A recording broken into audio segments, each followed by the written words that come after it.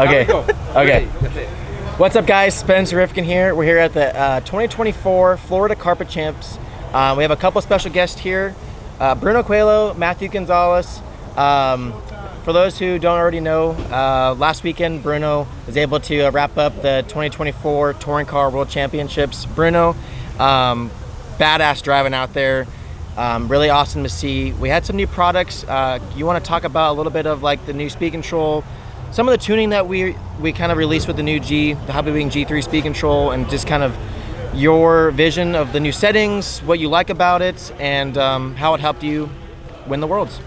Yeah, hello guys. Yeah, the new Speedo, you know, it's always difficult to come up with something, you know, new. And congratulations to Hobbywing one more time to make this improvement on the Speedo, because you know the Speedo has been so good, but we are trying always to find something better and better.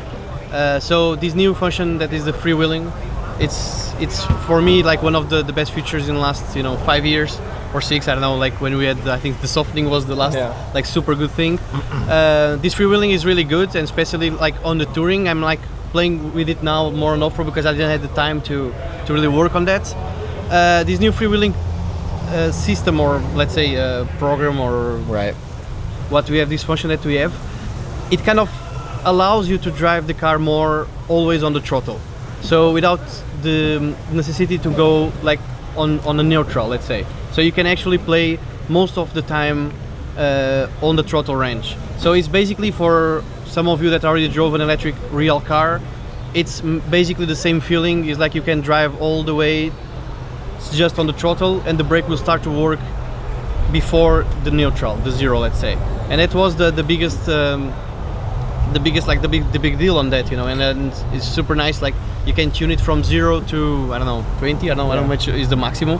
I didn't use more than 5 until now, but I mean the feeling is really, really good. So you can really drive it in like slow sections, just with a little bit of throttle, that the car keeps all the time without really moving a lot the weight. I don't know if you played those. Yeah, I actually started using it this weekend. I actually came here with the old G2 speed controls. I ended up switching to the new G3 speed controls in my tour drive in yesterday's first qualifier, and Bruno kind of hooked up me with the setup, with the settings, and it was my first time actually trying the freewheeling setting for simple matter, and like with his explanation with like the electric car, totally can see how it's changing on the track. For those who have a different perspective, like it almost feels like it's more efficient to drive your car. Like you don't actually have to use the push brake to get the car to slow down. Like when you are lifting off the throttle from, like, let's say 80% to 20%, the car decelerates at a quicker rate than with our old speed control when you have that setting on. So for me, it almost feels like you're able to kind of breathe a little bit more on the track, and you're able to kind of give yourself some more leg room, and you're able to just feel less tense up there on the driver's seat instead of gas brake, and all that stuff. And obviously with Bruno being touring car, I can totally see how that can be such a serious advantage. And I think you've taken it a whole nother level, bringing your knowledge and information from touring car and bringing it into the off-road scene, and obviously getting the TQ in round 3 here this weekend in 4-wheel drive.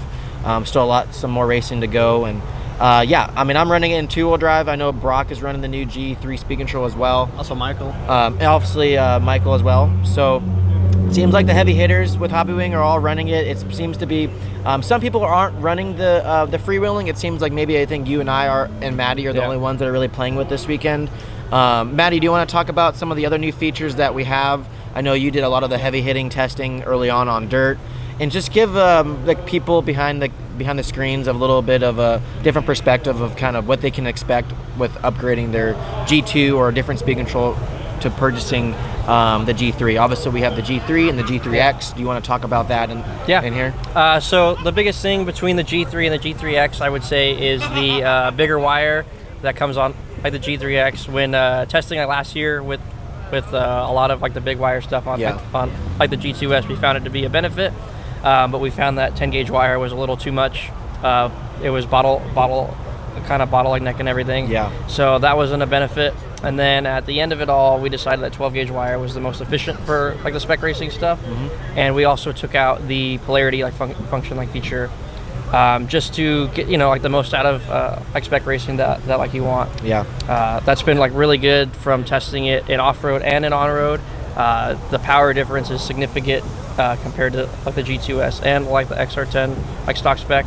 So people that are running stock can actually feel an actual difference from purchasing a G2 and upgrading to a G3X for power. Exactly. And then the G3X is gray. Is that correct? Cool. Yeah, it seems like this weekend last weekend with the touring car, we wanted to touch bases on the stock division classes. Hobbywing going 1, 2, and 3 in the stock class, which is pretty big. Matty's been working day in, day out, dialing in the stock motors, figuring out the maximum settings with the motor timing, the stator, the rotor. Do you want to just touch base on kind of all the hard work and effort that's kind of took place, and maybe even kind of how long it's taken to get to this point? Because from people that are here racing or behind the scenes, they don't really know how much time and effort it takes to go win those world titles, like Bruno and the guys that kind of run well at these kind of events. Yeah, so it started in, I went out to finish line around like February to kind of get a base of what was going on. I don't race much touring car, so my knowledge on setup and driving isn't all that great, but I knew my car felt slow. So I sat and just kind of messed with it as much as I could, and found out that like 46 degrees of timing with a super strong rotor seemed to be like the way to go.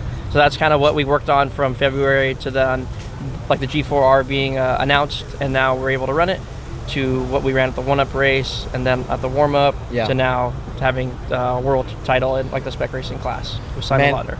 Yeah, it's even before that, like I'm thinking like even like kind of the late 2023, I feel like you also started to doing a lot of the testing. So I mean basically over a year of just constant development on the G4R motors, and then now we have the new speed control, the G3. And honestly, with the entire team at Hobbywing, with Bruno's expertise with the speed control settings, Matty working the motor stuff, we have Jason here from the factory, and obviously Charlie put in hard work. Definitely a pretty big team effort, and hopefully you guys enjoyed kind of watching this video. I think we kind of covered everything. Bruno, thanks for tuning in, having a good word with you, and Matt, thanks for all your hard work. And hopefully you guys enjoyed the video, and stay tuned for the next one.